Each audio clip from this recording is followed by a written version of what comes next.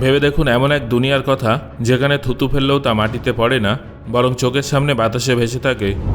শুনতে science fiction মনে হলেও ইন্টারন্যাশনাল স্পেস স্টেশনের মহাকাশচারীদের প্রতিদিন ঠিক এই রুদ্ধশ্বাস পরিস্থিতির মুখোমুখি হতে হয়।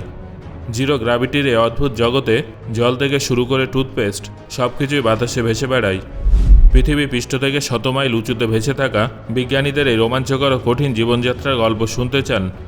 তাহলে আজকের এই ভিডিওটা শেষ পর্যন্ত অবশ্যই দেখুন। আধুনিক প্রযুক্তির কল্যাণে মহাকাশ বিজ্ঞান অনেকটা দূরে এগিয়ে গেলেও পৃথিবীর বাইরে জিরো গ্র্যাভিটিতে জীবনযাপন করা অত্যন্ত কঠিন ও চ্যালেঞ্জিং। যেখানে কোনো বায়ুমণ্ডল এবং গ্র্যাভিটি না থাকায় সবকিছুই সবসময় বাতাসে ভেসে থাকে। এই চরম পরিবেশের সাথে খাপ খাইয়ে নেয়ার জন্য মহাকাশচারীদের মিশন শুরু করার কয়েক মাস বা কয়েক বছর ধরে প্রশিক্ষণ দেওয়া হয়। প্রশিক্ষণে উত্তীর্ণ মহাকাশ যাত্রীদেরই মহাকাশে পাঠানো হয়। এই পুরো প্রক্রিয়ার সময় তাদের শরীরে নানা রকম শারীরিক এবং মানসিক পরিবর্তন দেখা যায়। পৃথিবীতে ফিরে আসার পরে তারা সাময়িকভাবে হাঁটতেও ভুলে যান। মাটিতে স্বাভাবিকভাবে চলাফেরার ভারসাম্য ফিরে পেতে তাদের বেশ কয়েকদিন প্র্যাকটিস করতে হয়। আন্তর্জাতিক মহাকাশ স্টেশনে এই মহাকাশচারীদের বিশেষ প্রশিক্ষণ দেওয়া হয়। এটা আধুনিকতায় ভরপুর একটা বিশেষ ল্যাবরেটরি, যা আমেরিকা ও রাশিয়া সহ 16টা শক্তিশালী দেশ মিলে $120 বিলিয়ন ব্যয় করে তৈরি করেছে। এই মহাকাশ স্টেশন থেকে মহাকাশচারীরা বিভিন্ন প্রজেক্ট বা গ্রহের গতিবিধি গবেষণা করেন। মহাকাশ স্টেশনে থাকা মহাকাশচারীদের মূলত 5টা বিশেষ ডিউটি বা কাজ থাকে, যা তাদের প্রতিদিন করতে হয়। প্রথম কাজ হলো মহাকাশ নিয়ে পড়াশোনা ও গবেষণা করা। দ্বিতীয় কাজ হলো স্পেস সেন্টারের রক্ষণাবেক্ষণ, অর্থাৎ এর মেনটেন্যান্স ও মেরামত করা। তৃতীয় কাজ হলো শারীরিক পরিশ্রম বা এক্সারসাইজ করা। চতুর্থ কাজ হলো স্টেশনের বাইরে গিয়ে স্পেস ওয়াক করা। এবং পঞ্চম কাজটা হলো বিশ্রাম নেওয়া। ডিউটির বাইরে তাদের খাওয়া দাওয়া, ঘুমানো বা টয়লেট ব্যবহারের মতো দৈনিক কাজগুলো করাও একটা বড় যুদ্ধের সমান। মহাকাশের সবথেকে বড় চ্যালেঞ্জ হলো গ্র্যাভিটি, যা পৃথিবীতে তো আছে কিন্তু মহাকাশে নেই। এই গ্র্যাভিটির কারণে পৃথিবীতে আমাদের পা মাটির ওপরে থাকে এবং আমরা খুব সহজেই নিজেদের ভারসাম্য বজায় রাখতে পারি। তবে মহাকাশে গ্র্যাভিটি একেবারেই না থাকায় মহাকাশচারীরা সবসময় বাতাসে ভেসে বেড়ান। এমনকি মহাকাশে তাদের মুখের থুতু পর্যন্ত ভাসতে থাকে। এমন অবস্থায় দৈনন্দিন প্রয়োজনীয় কাজগুলো করা তাদের জন্য বেশ কঠিন হয়ে পড়ে। এছাড়া মাধ্যাকর্ষণহীনতার কারণে মহাকাশচারীদের হাড় ও পেশি সংক্রান্ত অনেক সমস্যার সম্মুখীন হতে হয়। তাই নিজেদের সুস্থ রাখতে প্রতিদিন এক্সারসাইজ করা অত্যন্ত জরুরি। মহাকাশ স্টেশনে থাকা মহাকাশচারীরা সবথেকে বেশি ট্রেডমিল ব্যবহার করেন, যাতে দৌড়ানোর ফলে তাদের পায়ের হাড় ও পেশিগুলো সচল এবং সুচারুভাবে কাজ করতে পারে। ট্রেডমিলে দৌড়ানোর সময় তারা নিজেদের শরীরকে এক ধরনের বেল্ট দিয়ে বেঁধে রাখেন, যা তাদের পা ট্রেডমিলের ওপরে সহজে ধরে রাখতে সাহায্য করে। পৃথিবীতে একদিনকে 24 ঘন্টা ধরা হয়, কিন্তু মহাকাশচারীরাও এই সময়টাকে অনুসরণ করেন। তাদের হাতে একটা বিশেষ ধরনের ঘড়ি থাকে, যা তাদের পৃথিবীর সময়ের সঙ্গে যুক্ত রাখেন। তবে পৃথিবীর চারদিকে মহাকাশ স্টেশন তীব্র গতিতে ঘুরতে থাকার কারণে মহাকাশচারীরা প্রায় দিনে 16 বার সূর্যোদয় এবং সূর্যাস্ত দেখতে পান। মহাকাশচারীরা তাদের দিনের শুরুটা আমাদের মতোই করেন, যদিও তাদের কাজের পদ্ধতিটা বেশ আলাদা। মহাকাশচারীদের কাছে একটা গ্রুমিং কিট থাকে, যাতে টুথপেস্ট, ব্রাশ এবং ফেস ওয়াশের মতো প্রয়োজনীয় জিনিস থাকে।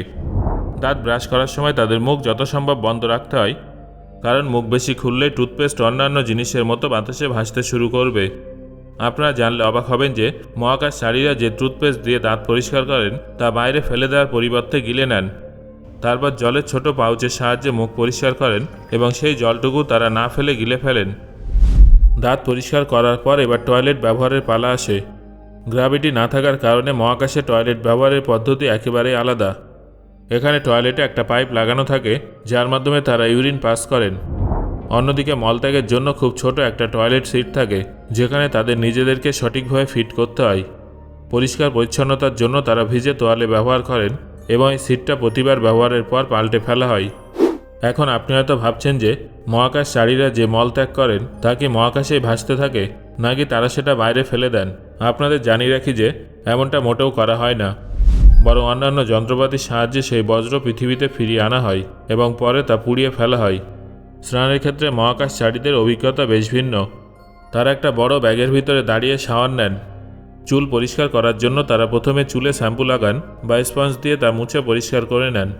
শুরুর দিকে মহাকাশচারীরা তাদের বজ্র মহাকাশেই ছেড়ে দিতেন, কিন্তু বর্তমানে প্রযুক্তি এতটাই উন্নত হয়েছে যে মহাকাশচারীদের ইউরিন ফিল্টার করে পুনরায় তা পানীয় জলের মতো ব্যবহার করা হয়।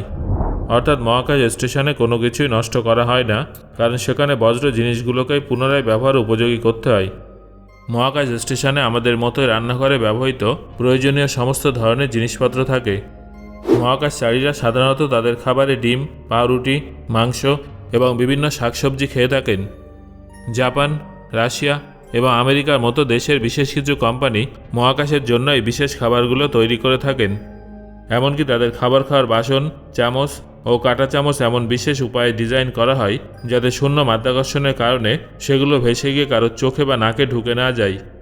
ইন্টারন্যাশনাল স্পেস স্টেশনে ব্যবহৃত ইলেকট্রনিক কম্পিউটার কিংবা ট্যাবগুলো শুধুমাত্র লেনোভো কোম্পানির হয়ে থাকে এবং এগুলোর মাধ্যমেই তারা পৃথিবীতে উপস্থিত বিজ্ঞানীদের সাথে যোগাযোগ রক্ষা করেন ও মিশন সংক্রান্ত তথ্য শেয়ার করেন।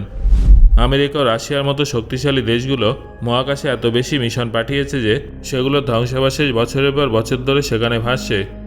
মাঝে মধ্যে এই মহাশূন্যের আবর্জনার কারণে মহাকাশ স্টেশনকে নানা রকম সমস্যায় পড়তে হয়। এমন পরিস্থিতিতে মহাকাশচারীরা বিশেষ স্পেসস্যুট পরে স্টেশনের বাইরে আসেন এবং বাইরে জমে থাকা আবর্জনা পরিষ্কার করেন, যার পাশাপাশি ল্যাবরেটরি মেরামতের কাজও তাদেরকেই করতে হয়। সারাদিনের কাজ শেষ করে মহাকাশচারীরা প্যাকেটজাত খাবার খান এবং রাত 10টার মধ্যে তাদের নির্ধারিত স্লিপিং বেডে ঘুমাতে যান। এই বিছানাগুলো সাধারণ বিছানার চেয়ে বেশ আলাদা এবং খুব ছোট একটা জায়গায় তৈরি, যা চারপাশ থেকে পুরোপুরি ঢাকা থাকে। মহাকাশচারীদের ঘুমানোর জায়গাটা দেখতে একটা ছোট ক্যাপসুলের মতো, যেখানে তারা নিজেদেরকে প্যাক করে নেন। এই ক্যাপসুলের ভিতরেই তাদের ব্যক্তিগত জিনিসপত্র যেমন ল্যাপটপ, বই ইত্যাদি রাখা থাকে।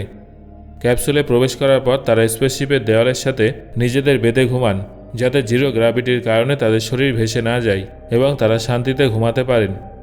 ঘুমের সময় স্পেস স্টেশনের পরিবেশ এমনভাবে নিয়ন্ত্রণ করা হয় যেন ভেতরে কার্বন ডাই অক্সাইডের পরিমাণ অতিরিক্ত বেড়ে না যায়।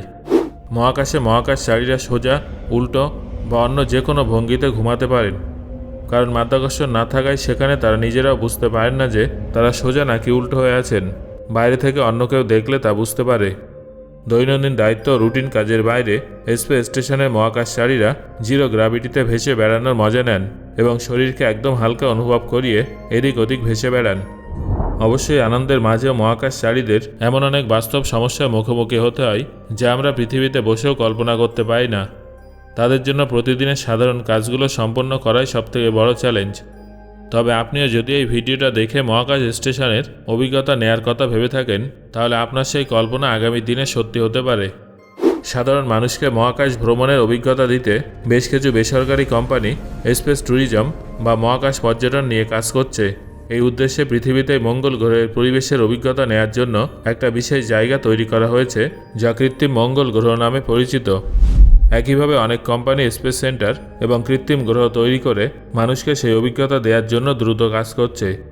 অবশ্যই রোমাঞ্চকর অভিজ্ঞতার জন্য আপনাকে পকেট থেকে মোটা অঙ্কের টাকা খরচ করতে হবে। তবে আপনি যদি এই সুযোগটা লুফে নিতে চান, তাহলে আজ থেকেই টাকা জমানো শুরু করে দিন। কে জানে কখন কোন কোম্পানি স্পেস ট্যুরিজমের টিকিট দেওয়া শুরু করবে। এই ভিডিও থেকে আপনারা নিশ্চয়ই বুঝতে পারছেন যে মহাকাশে মহাকাশচারীদের জীবন এবং তাদের দৈনন্দিন কাজ কতটা কঠিন এবং কতটা পরিশ্রমের। সো বন্ধুরা, ভবিষ্যতে যদি এরকম অদ্ভুত অভিজ্ঞতা অর্জনের সুযোগ আসে, তাহলে আপনি কি টাকা খরচ করে সেই অভিজ্ঞতা অর্জন করবেন? অবশ্যই আমাকে কমেন্ট করে জানান। আর ভিডিওটা কেমন লাগলো সেটাও জানাবেন। ধন্যবাদ।